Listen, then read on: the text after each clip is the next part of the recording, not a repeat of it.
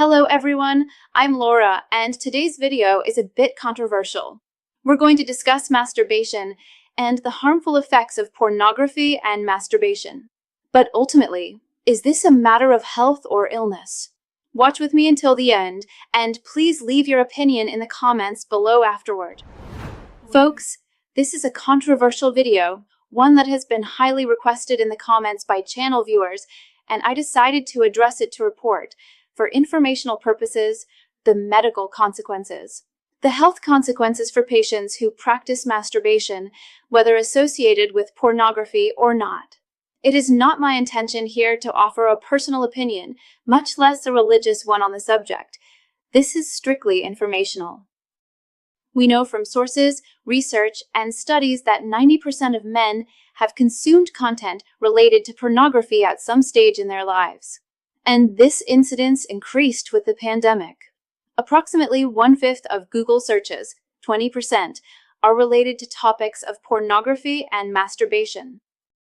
Whether considered wrong or not, masturbation is part of the sexual development for a large portion of men, and we need to know how to address this topic, regardless of whether one approves of it or not.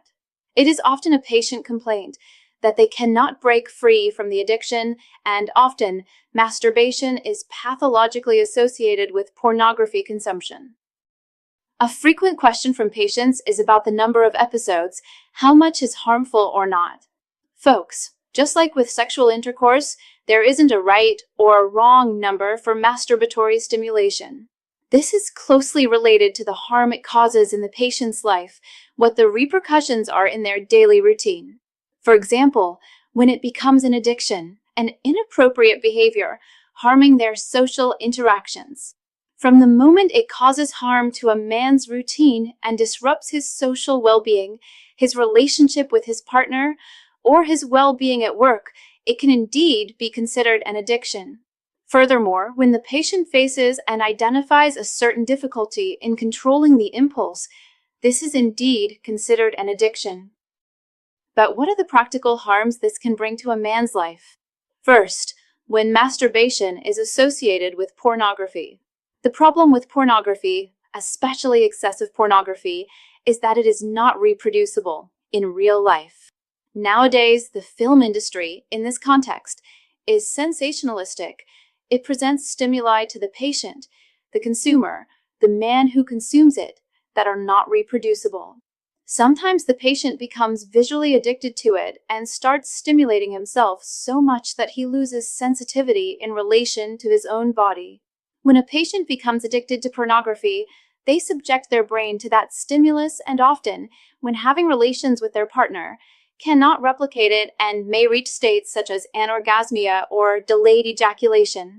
The opposite can also be true. Sometimes the patient is so accustomed to pornography that when they actually have contact with their partner, they may develop conditions like premature ejaculation, losing control over their own body's response. Another harm occurs when this act generates feelings of guilt in the patient. He blames himself for performing the act and blames himself for not being able to control the impulse.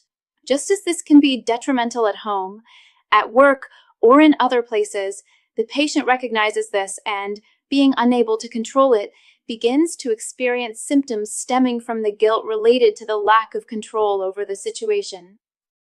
This topic, folks, is also reinforced by various scientific studies and theses, and all these works identify the same thing. Excessive stimulation is indeed harmful. It can cause both temporary and often permanent damage. So, if a patient identifies that they have difficulty controlling this, that they need help returning to their usual habits, they need to seek out a urologist, a professional qualified to guide them. And often, this support needs to be multidisciplinary, for example, with the help of a sexologist or a therapist. And speaking of natural solutions to recover your intimate health, a recent discovery has been helping thousands of men restore their potency and well-being without medication, without invasive procedures. It's a simple, 100% natural method that takes only 7 seconds to apply. If you want to learn more, just point your phone's camera at the QR code appearing here on the screen, or click the link pinned in the comments.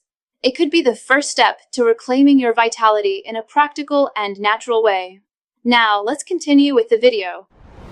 There's also been a lot of talk recently about NoFap, which is a movement advocating for the cessation of masturbation.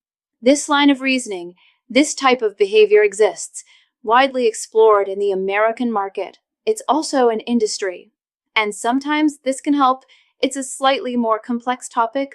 I'll make a video about it, but it can also assist in controlling this habit. If you found this video interesting and think it might help someone you know, please share this information. Also, subscribe to the channel and activate the notifications below so you stay updated on all our content. Best regards, and see you next time.